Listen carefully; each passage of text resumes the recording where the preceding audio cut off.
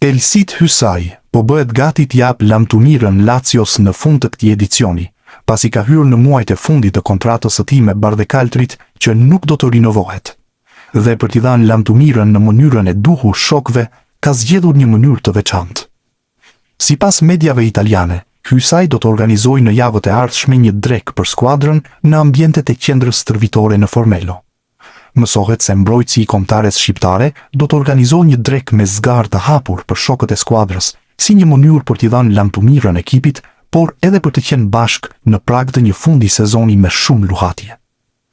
Hysaj i u bashkua Lazios në verën e vitit 2021 dhe pas 5 sezonesh po bëhet gati t'i jap lamtumirën. Në 2 sezonet e fundit, ai ka luajtur rol episodik me Bardecaltrit, pasi u nxor shpesh jashtë planeve nga trajnerët në drejtim. Por ai ka mbetur një figurë me peshë brenda klubit e për këtë arsye ka vendosur që të organizojë këtë drek me shokët e ekipit.